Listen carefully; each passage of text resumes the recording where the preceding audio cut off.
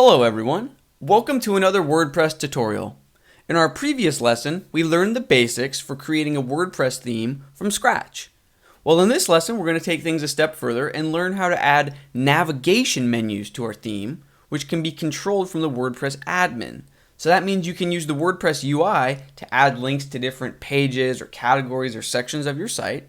And towards the end of this lesson, we'll also take a very quick look at how to have pages be styled differently than your homepage. So let's dive right in.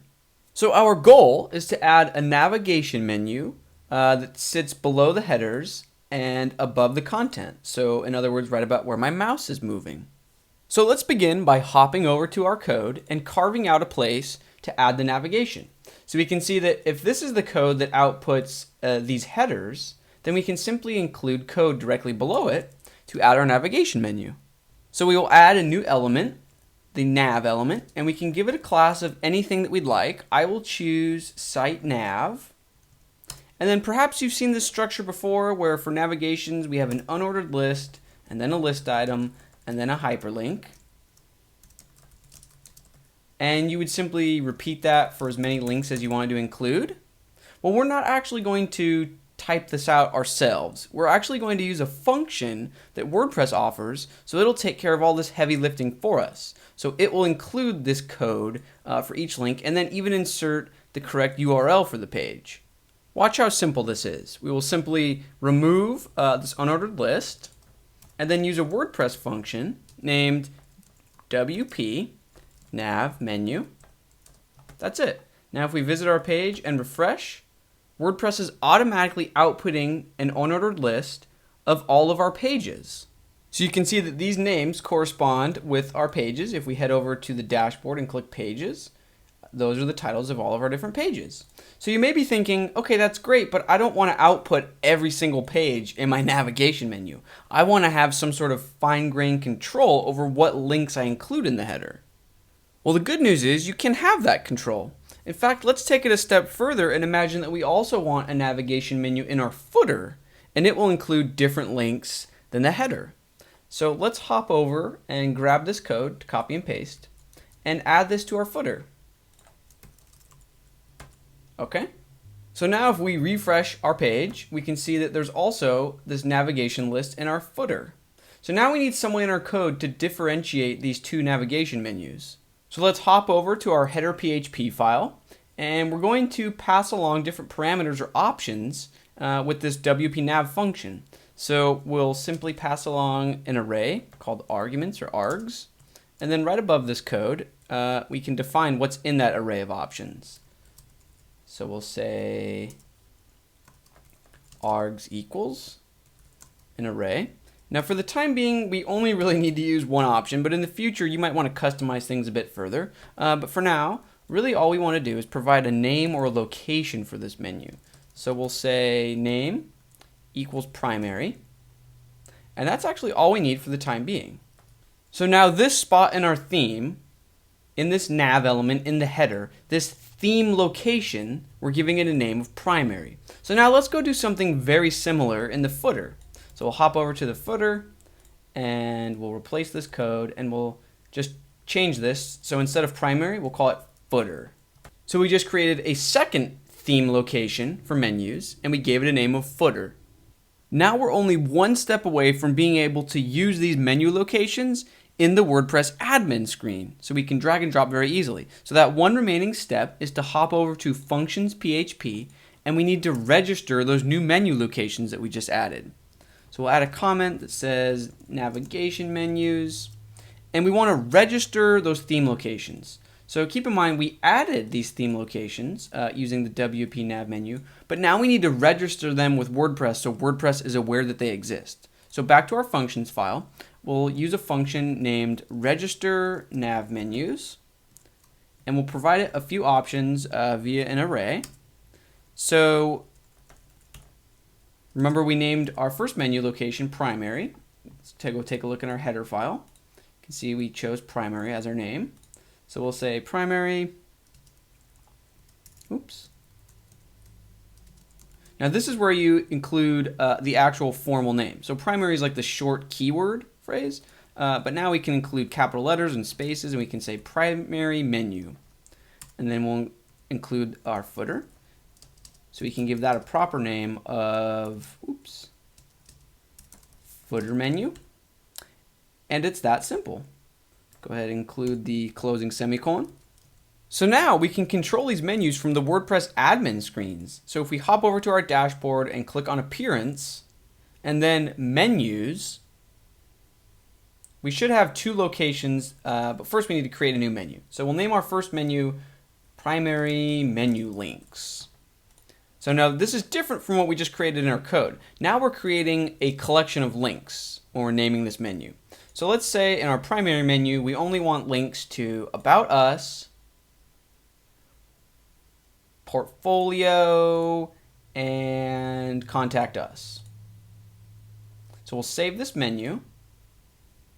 Then we can create a secondary menu, and we can name it Footer Menu Links. And let's say in the footer, we want links to frequently asked questions, terms and conditions, and privacy policy. So we can save that.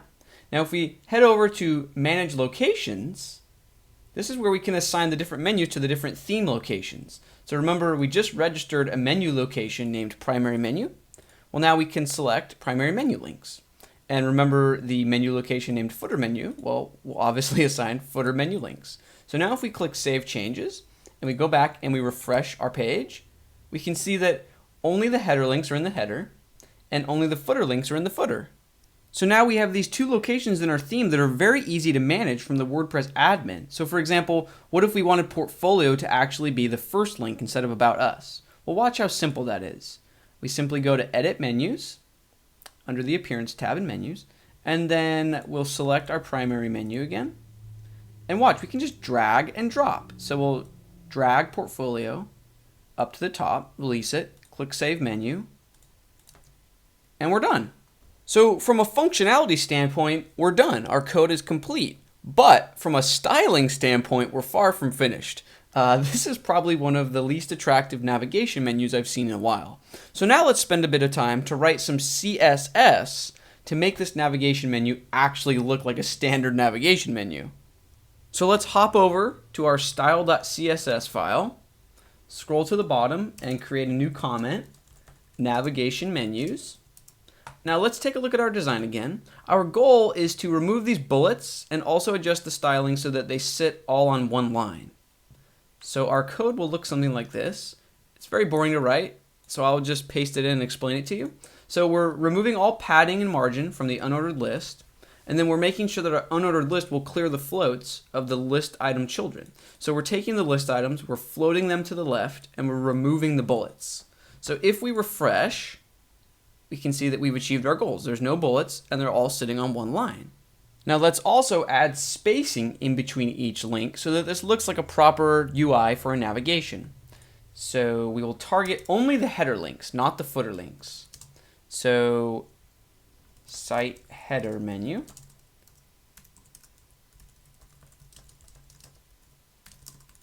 So this CSS selector will only target the navigation for the header, not the footer. First of all, we'll make the links block level elements so that we can add padding. So display block, and then let's give them 10 pixels vertical padding and a little bit less than 20 pixels horizontal. Let's also give them a light gray border. So border 1 pixel solid. This B value will be a light gray. And we actually don't want a border bottom because there's already a line there in our header. So if we refresh, we can see that things are taking shape. Let's improve the styling a bit further by removing the underline and also adding space in between each border. So text decoration none, we'll remove the underline. And then let's select the list items to add a bit of margin. So we just removed the underline and now there's spacing in between each box. Let's go ahead and add some sort of hover effect so you can tell visually if you've hovered over a menu item. So we'll take this selector, copy and paste it, and change link to hover. And then let's just give it a different background color, or let's give it any background color at all. So how about a really light gray? I think that looks okay. Now, what about an active state? Not a hover state, an active state. So for example, if we click on About Us, you can see that it takes us to the About Us page. But wouldn't it be nice if the About Us link stayed lit up, or it looked visually different from the other two links when you were actually on that page? Well, WordPress makes that very simple to do. So if we head over to our CSS, let's just create another rule. Let's actually copy and paste this selector. And then we're just going to add on a class named current menu item. Oops. Okay. WordPress automatically adds a class of current menu item to the list item of whatever page you're currently on. So this will make more sense in just a moment. So now let's create an alternative style. So we'll say background color. How about the blue value that we're using for links on the page? And then let's change the actual text color to white. So now if we refresh while we're on the About Us page, you can see that the About Us and the navigation stays lit up, which is a great way to let your users know where they're currently at. So I think visually, our header navigation has progressed nicely. It lights up depending on the page you're currently on. I think now we can give a bit of attention to the footer navigation. So let's add a bit of spacing in between these links down here. So let's hop over to our style.css file. I'm going to scroll to the bottom and create a new section named footer menu. Our selector will look like this: site, footer, navigation menu, the unordered list, the list item. Let's add some margin on the right, maybe 10 pixels. Let's also add some padding on the right. And then in between the padding and the margin will be our border. So we'll say border right, 1 pixel, how about dotted instead of solid, and a light blue value. So now if we refresh, we can see that these links in the footer, if you zoom in a little bit, have a border on the right side of them, and it's very subtle. And there's a bit of spacing, and I think it looks visually consistent with the rest of the site. Now that wraps up what we need to know for navigation menus. So we now have one in our header and one in our footer, and we can manage them through our WordPress admin. Now let's segue into the topic that we're going to cover in further detail in our next lesson, but we can sort of scratch the surface in this lesson. And that topic is pages. So if you remember, we're linking to these different pages, and these pages live within our WordPress admin. Here are the different pages. Now, wouldn't it be nice if visually our pages look different than our homepage? So if you remember, our homepage has blog posts or posts, but then our pages are different. So what if we could style our pages in a different fashion? Well, we can, and let me show you how simple it is. Let's head over to our code and take a look at the index.php file. So if you remember from our previous lesson, index.php is what controls the output of our home screen. So if we go to the home page, we have these different posts. Index.php is what's controlling the output. So it's saying there should be an article, and within that article there should be a heading level 2, and then the content. So what if we wanted to have a different file that controlled the HTML output for our pages? Instead of index.php, it's as simple as creating a new file named page.php.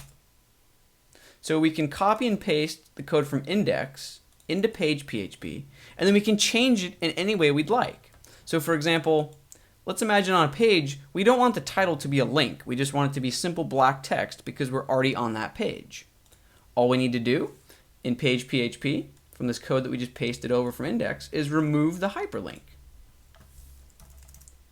So now if we refresh, we can see that it's no longer a link.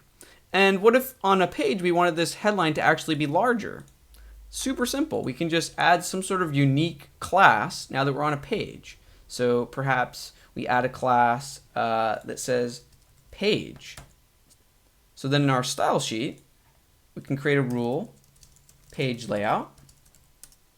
We can say for articles that have a class of page, target the heading level 2 and make them a larger font size. So we could say 300%.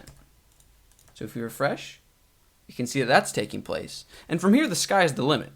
You can customize the HTML for page.php in any way that you'd like, and then you can include your own CSS for any unique classes that you add.